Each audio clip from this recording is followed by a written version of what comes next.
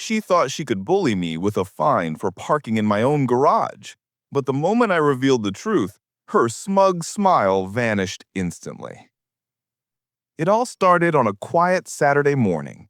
I had just returned from a weekend trip and pulled my car into my garage, ready to relax. Moments later, I noticed a crumpled notice wedged under my windshield wiper.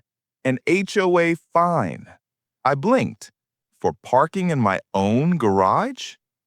Curiosity quickly turned into disbelief as I read the notice.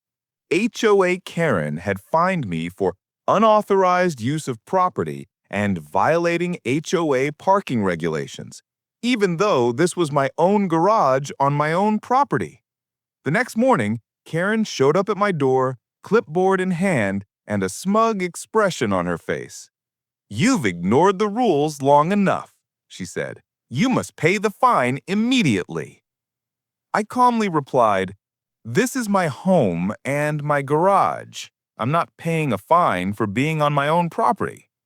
Karen gasped, like I had just committed some unspeakable offense.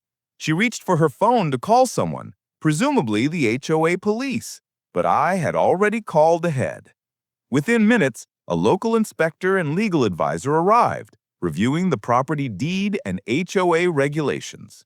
As the documents were laid out, Karen's expression shifted from smug confidence to stunned disbelief.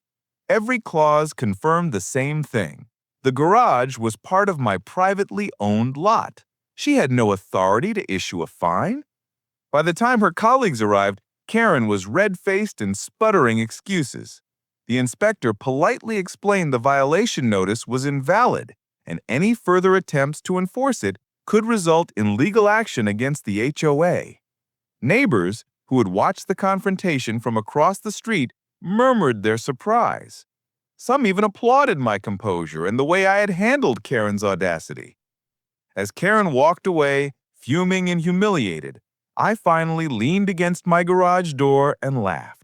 She thought a fine could intimidate me, but instead, she learned that bullying homeowners on their own property doesn't just fail, it backfires spectacularly. By the end of the day, the HOA removed the notice from my record, and Karen's reputation in the neighborhood was permanently tarnished. I am Liam, and trust me, the next HOA story is even worse. Subscribe now.